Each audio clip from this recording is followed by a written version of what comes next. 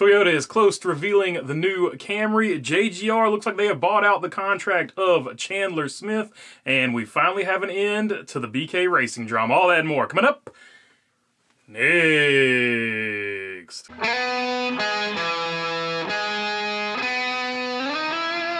What's going on, everybody? Hope you're doing good today. All right, start off with some kind of serious news here. Looks like Seth Kramlich, the series director, will not be at the next two Truck Series races. Let's see why.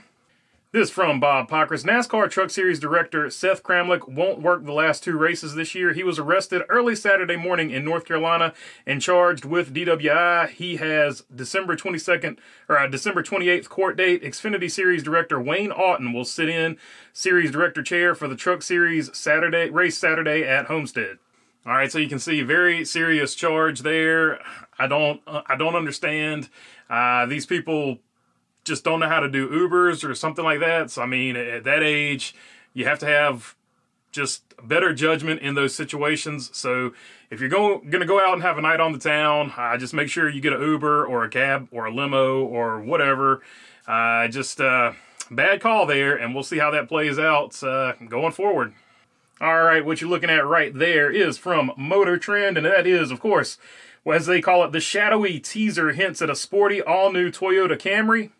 And of course, what that means for NASCAR is that the Toyota Camry is going to get at least a new nose and possibly a hood for the upcoming season or the season after that, depending on how Toyota wants to play it. But I'm pretty sure next season we're going to see a redesigned Toyota. That was something that was talked about on the live stream. I couldn't find the picture on the live stream to put it in there, but there you go. There's the picture I was talking about. So Toyota looks like they're getting a redesign. Also with Ford with the new Mustang coming next season. So those two looking like they will have a new design for the coming up year.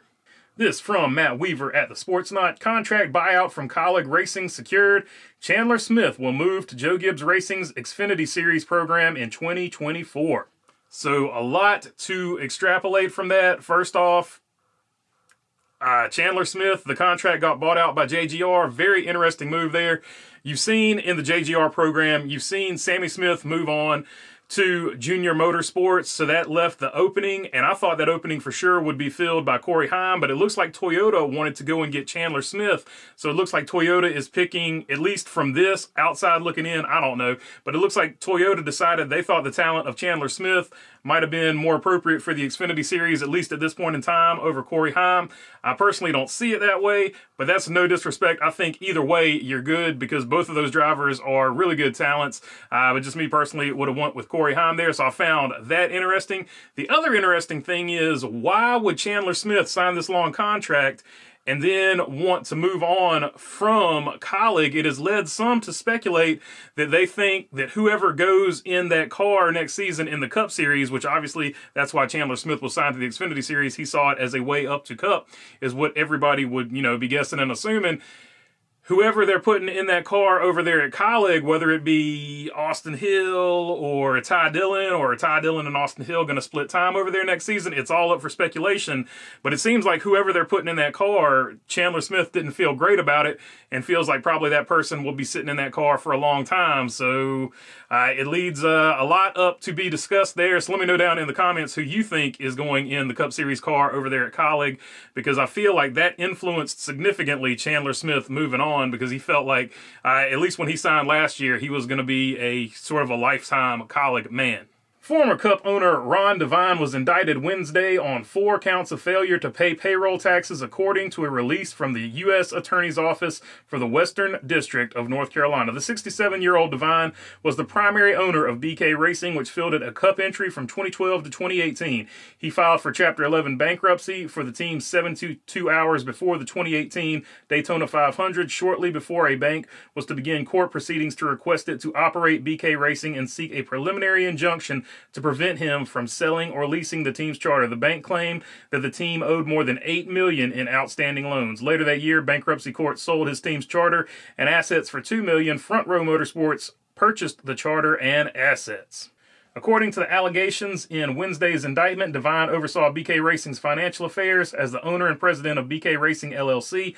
The indictment alleges that starting in 2012, Devine caused BK Racing to fail to account for and pay payroll taxes. This actually all started back in 2018, where BK Racing fields multiple Cup Series cars from 2012 to 2018 while owned by Divine. He filed for Chapter 11 bankruptcy in 2018, and in 2022, a judge ordered him, as well as associated companies and trusts, to pay $31 million to the trustee handling the bankruptcy proceedings, according to Fox Sports.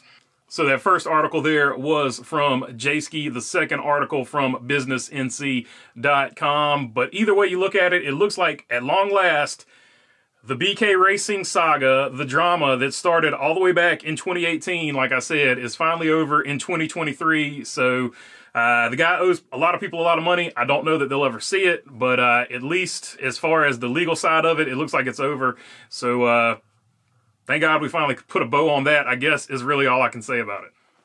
Excited to be back full-time in 2024 in the Xfinity Series. We have Science Apps as sponsor for all 33 races.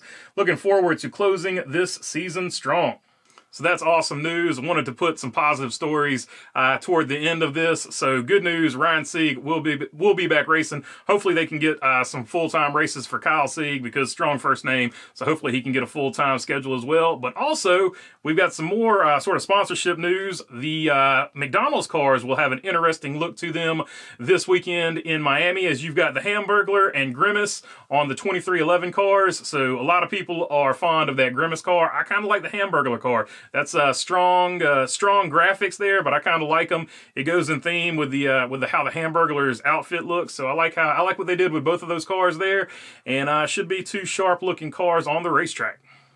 All right, that's all I got for you on this one. If you made it this far, would love to have your subscription. If not, I'll keep making these until everybody subscribes. I'm just kidding. It's not a big deal. If you're already subscribed, I do appreciate you guys as well. You know I appreciate you. If you got a question, comment about anything you saw or want to just talk about here, leave it down in the comment section. I try to get to as many of them as I can. And if you want to help out this channel, visit the merch store. The link is in the description. And other than that, thanks for your time. Peace.